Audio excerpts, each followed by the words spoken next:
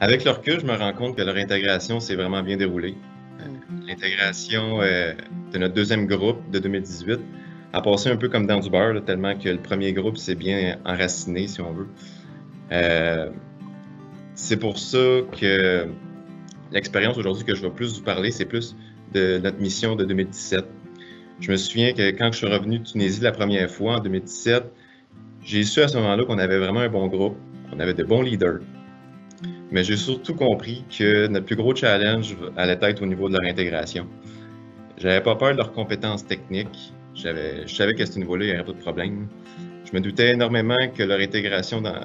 Je redoutais en fait leur intégration dans notre usine. Comment nos travailleurs allaient les accueillir, comment ils allaient s'intégrer dans notre ville, au climat, autant leur capacité à s'adapter à notre jargon, à notre langue.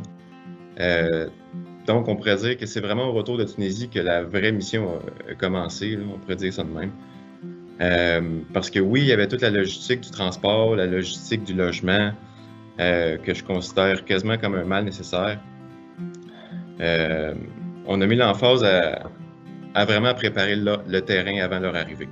Je veux dire, mes travailleurs tunisiens, maintenant, c'est rendu qu'ils vont à la pêche avec des Québécois, puis c'est même plus une question... C'est pas des Tunisiens et des Québécois, c'est rendu des amis, des collègues de travail. Fait que ça, quand ça commence à avoir des petites étincelles de même, c'est vraiment le fun parce qu'on dirait que tu récoltes un peu tous les efforts que tu as mis, mais vite comme ça, ça peut être... des fois, ils se font inviter souvent, ils vont souvent au resto ensemble avec les autres travailleurs québécois. Fait que ça reste que, c'est comme je dis un peu, la chose qui va vraiment limiter leur intégration, selon moi, avec vos travailleurs du Québec, c'est leur niveau de français. Je vois eux autres les Tunisiens qui se sont plus adaptés puis qui parlent vraiment, ils ont un français québécois.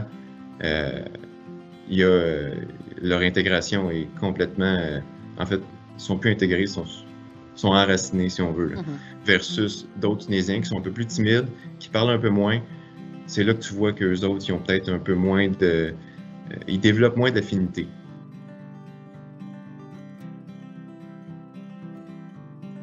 Dans le fond, la première mission, on est allé chercher 5 soudeurs. La deuxième, on est allé en chercher 6. Donc, pour un total de 11. Il y en a un seul qui nous a quittés. Il nous a quittés en juillet par rapport aux immigrants qui sont déjà en sol québécois. Je veux dire, on a quand même engagé énormément d'immigrants depuis 2017 en dehors de nos missions. Je pense autant dans nos bureaux que dans notre usine. On doit être autour de 10 travailleurs immigrants qu'on n'est pas allé chercher avec des missions.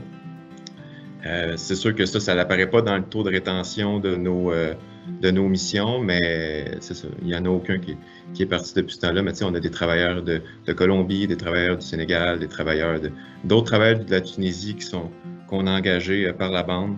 Fait que je ne sais pas si ça répond à la question, mais oui.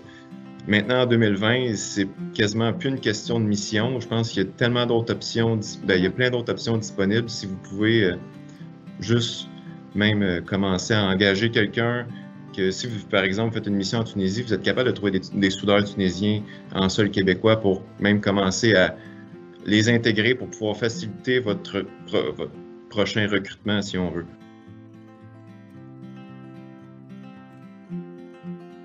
Avec l'ANC, on avait mis en place une formation sur la gestion de la diversité en entreprise. Une formation qu'on a donnée à tout le personnel d'usine, tout le personnel du bureau. Ça a permis de faire comprendre la réalité des Tunisiens dans leur pays, d'où est-ce qu'ils viennent, pourquoi ils sont prêts à tout abandonner pour venir ici. Ça a vraiment sensibilisé tout le monde qui était prêt à les accueillir et montrer leur réalité de ces gens-là. On avait aussi fait une formation spécifique pour les cadres et gestionnaires, autant pour leur donner des trucs pour communiquer efficacement, de jamais prendre un oui pour acquis ou un signe de tête, de comprendre aussi la mentalité de ces travailleurs-là qui arrivent par rapport à leur relation avec leur superviseur qui est très différente avec la relation des travailleurs d'ici. Donc, c'est ça, je crois vraiment que ces formations ont permis de sensibiliser notre monde à la réalité des futurs travailleurs immigrants et de préparer le terrain avant leur arrivée. D'autant plus que le nombre de travailleurs qu'on est allé recruter a selon moi une grande importance dans leur intégration. Notre première mission, on avait un petit groupe de 5 travailleurs. En réalité, notre besoin initial aurait été 10, mais on avait décidé de commencer avec un plus petit groupe pour faciliter leur intégration. Je me souviens qu'on avait fait leur accueil un samedi à l'usine avec leur superviseur pour leur enlever un peu la pression du lundi matin. On avait pris le temps de leur expliquer leur environnement de travail, de passer avec eux leurs tests de soudure, de montrer leur casier, d'expliquer le punch. Ça peut être aussi niaiseux de leur expliquer leur futur talon de paye. On avait aussi fait une visite guidée avec l'ANCRE. L'ANCRE leur avait fait en fait une visite guidée de la ville. Je me souviens que les gars avaient super apprécié ça. Ils leur avaient montré les places pour faire autant leur épicerie sans se ruiner, ou savoir où acheter leurs vêtements, montrer les attraits touristiques de la ville.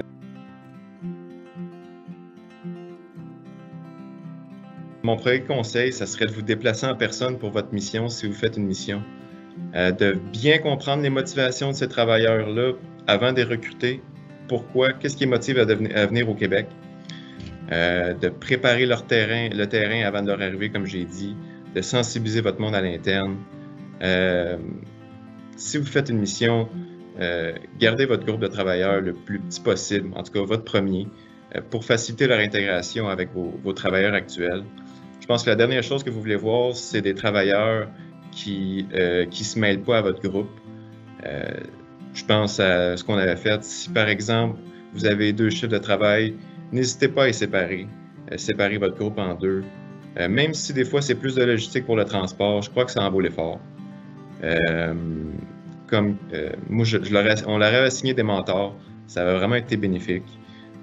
Si vous avez la chance d'opter pour des candidats qui maîtrisent la langue, c'est vraiment quelque chose qui peut nuire à leur intégration, la maîtrise de la langue.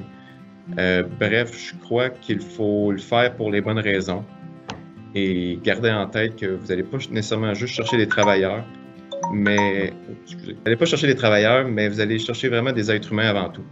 OK? Vous allez avoir un énorme impact dans la vie de ces gens-là, mais vous devez comprendre aussi qu'il y a des responsabilités qui viennent avec.